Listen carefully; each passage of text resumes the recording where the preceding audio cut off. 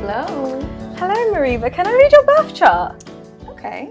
I'm down for that. Well, first of all, happy birthday. Happy solar return. Thank you so much. How does it feel another day around the sun? It feels amazing. I feel so grateful. It feels like it's going to be a birthday for the books. It already is, honestly. I love that. I mean, you're wearing yellow. Yeah. Lovely, vibrant colour. Yeah. So your sun's in Virgo. Yes. Your moon's in Leo. And your rising is Virgo too. How do you feel about all that? It's kind of a lot, but I do feel my theory with like double, like when it's sun rising, and you might know more than me. I feel you're gonna school me. Okay, because I have a few friends that are doubles of different signs. I think that there is a groundedness in your sun also being how people perceive you as the rising. You know, the rising is like how the world perceives you. And I think that there's an alignment with how I actually am and how the world sees me. That feels kind of nice. Like, yeah, I'm giving Virgo energy, and I am a Virgo. Do you know what? That's so, you're kind of like skipping into a lot of my questions because you have your sun and Mars in the first house. Yeah. So sun and Mars, they are very masculine planets. Mars is about action, it's about doing, and the sun is where I shine. So what you just said there is you are very authentically yourself.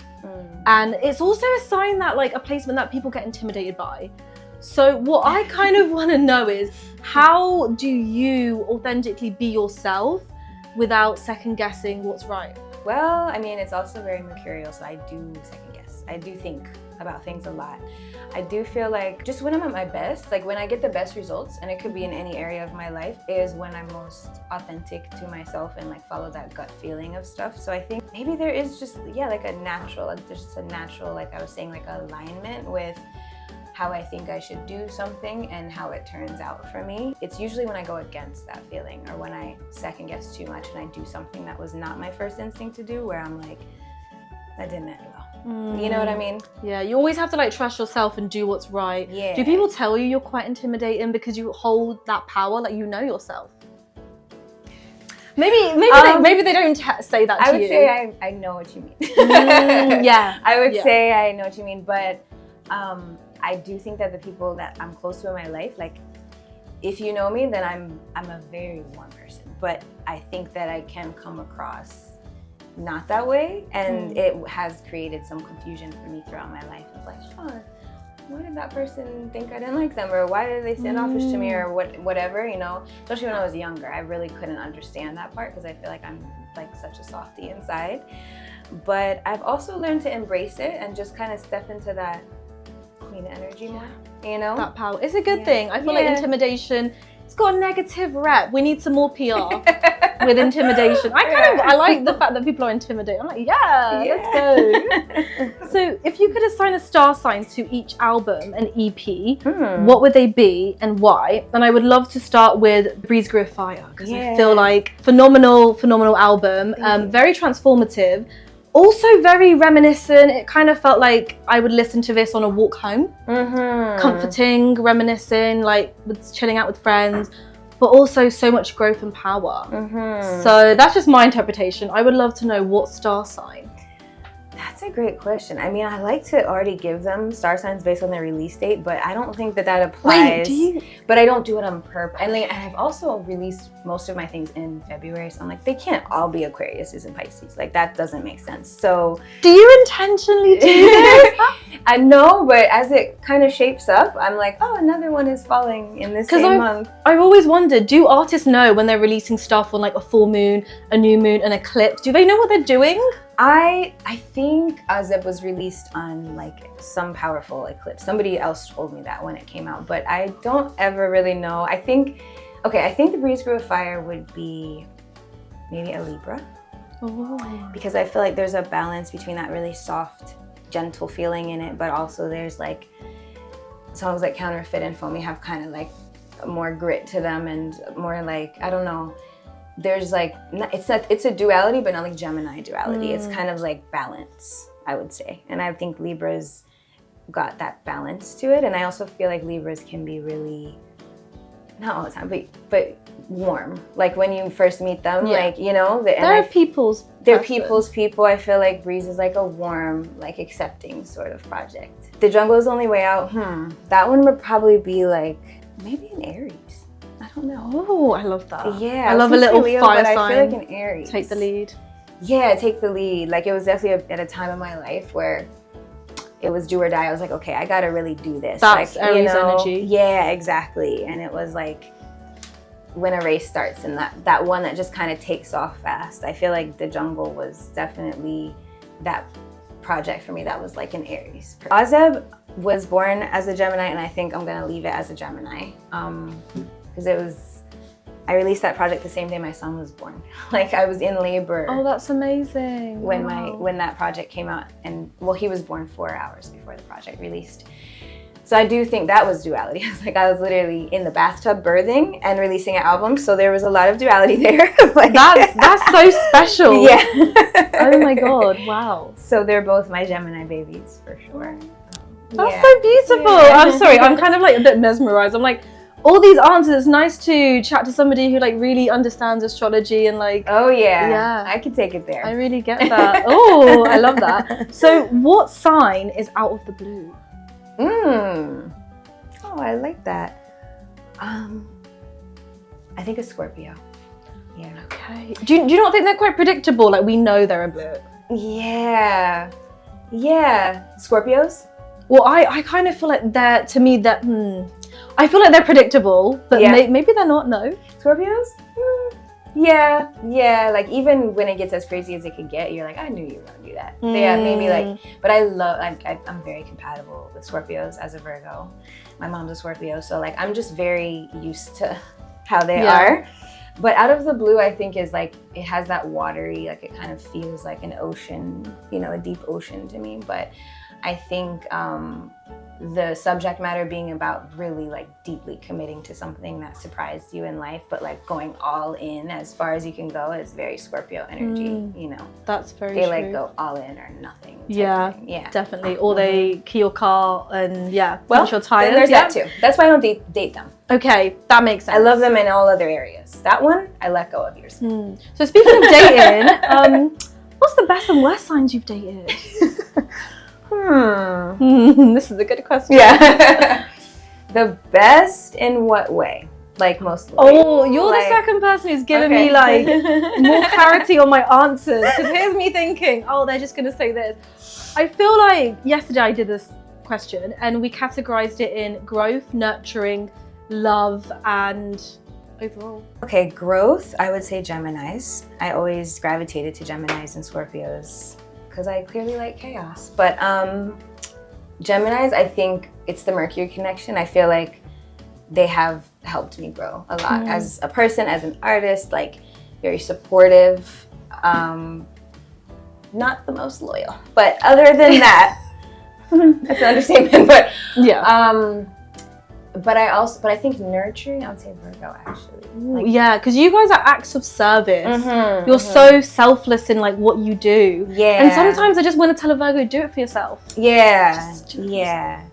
That's very true too. And I've had to learn that lesson a lot. But I've had like very nurturing relationships. And also Virgos that I've dated, it's like always cool after. Like we don't hate each other or anything. It's just understanding. But honestly, that's kind of all. I don't know. I feel like I love really deep. So I'm like, I've loved Scorpio, I've loved Gemini, Virgo, Cancer very deeply. Wasn't always the best outcome in that area, but I mean, Cancers for sure. I mean, I think those are the signs I've dated. Oh. I haven't really dated. You definitely have like a star sign type. Yeah, I like exactly. that. Yeah. So speaking of nurturing, what sign feels like a sanctuary to you? That's a great question too. I think Scorpio. Oh. Maybe it's because it's my mom's sign, so it's like I already gravitate to that type of nurturing. But I think it's because they're also really like private people, and Virgos are very private, and just that feeling of what a sanctuary is, like somewhere you can go and it's like quiet and safe for you. I do feel like I feel that about Scorpios. I mean, also Aquariuses. Some of my best friends are Aquariuses. Yeah. Is that your sign? What do you think my sign is? I can see Aquarius. Sorry, like in all of the times I've asked people this question, I have gotten slander. No one likes us. So to like, I adore Aquariuses. It's truly like some of my best friends, my brother, like I love Aquariuses. I would say actually I would replace Scorpio with Aquarius. No, you don't have to say that just because not just because of you, even though I feel very safe right now, but no, because like friendship wise, I think my whole life since I was very little, even when I go back and think about my friends and when their birthdays were, like Aquariuses are very safe spaces. My friends I'm basically in a relationship with all my friends. Yeah. They don't know that, but like when they're like, oh, I can't meet you, I'm like, why, you cheating on me? yeah, definitely Aquariuses. Yeah. So if you could swap signs with any sign, what would it be and why? I'm a Leo moon and I feel very Leo. Oh, we'll get to that. So I feel like I'm enough Leo already to experience that. Maybe just for left field purposes, maybe like Sagittarius. I feel like that's just different than me. So I would just want to see what that life was like, you know? Very nice. They're like the world traveler and they're kind of like, you know. They're like, let's forget about everything. Exactly. Yeah, and Virgos are the opposite of forgetting about everything. So, so speaking about your Leo moon, so you have it in the 12th house. You're aware of this? Yes. So that is all about like your intuition, your feelings, and the 12th house is like what we keep hidden because we've kind of learned to not show that. So the 12th and the 1st are kind of linked. The 1st is who we are. So having that in the 12th house, it almost feels like there's a lot of like emotionality hidden because maybe it's like if I show how really emotional I am, you know, in the media it's quite demonized to be emotional and cry and all of these things. What I kind of want to know is how do you take care of that moon in the 12th?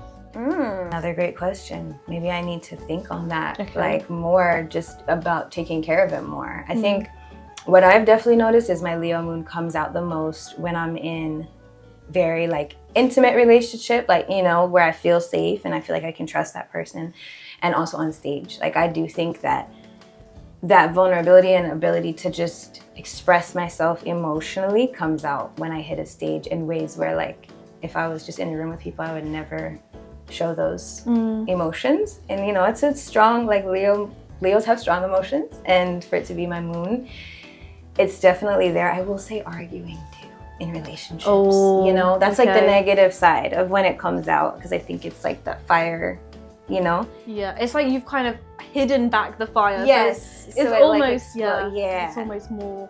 Well, kind of speaking about like your voice and arguing and also love. So you have Venus and Mercury in your 2nd house. I believe this is in Libra, which is perfect because Venus loves Libra. And Mercury also, you know, I feel like is quite happy there. But this placement in particular is about like money. So it tends to represent you earn money with Mercury and Venus there very quickly, but it's very unpredictable. So it's giving me freelance live, but it's giving me like this, you were obviously destined to be a singer. Did you always know it was music? Yeah. It almost points to like 2nd house is like very karmic. I feel like it's linked to the 8th. And it's almost like this is passed down from ancestors. I feel that. Do you have a strong musical presence in your family? You know, it's kind of, for both sides of my family, it's almost like a taboo. Like there's just multiple people on both sides who had really amazing gifts that didn't pursue them for mostly like tragic type of reasons, you know, just how life was in those times, or things that the country they're living in were going through, or, you know, just like they weren't able to tap into that part of themselves and their passion. So I do think I have a lot of karmic, like a lot of support ancestrally to do what I do, because there were so many people before me that had the gifts too, but didn't do it. And even people in my family tell me that, you know, and still to this day, I'm the only person in my family that does music that has like answered that call. But I feel so supported by my family. Like it's just a rock in my life, is like, I think they've all kind of, you know, propped me up as like, well, she's the one. So many of us had to let go of that dream, but she's the one who's doing it. So I feel really honored to be that in my family. Wow, that's really beautiful. And I also feel like with this placement, because it's about the voice and it's love and it's beauty, it really represents like your music and your sound. I feel like throughout all the EPs and albums, to me it's very like sensual. It's very spiritual, whether you believe in it or not. It's like a journey that it takes you on. And what I kind of want to know is, has music been your therapy, and how have you kind of alchemized that to, I guess, get through life? Yes, it's been my therapy. It's been my therapy, and it's been like a best friend, partner, like in certain chapters of my life where I felt very lonely, like the thing that I would go to and kind of open up and talk to, you know.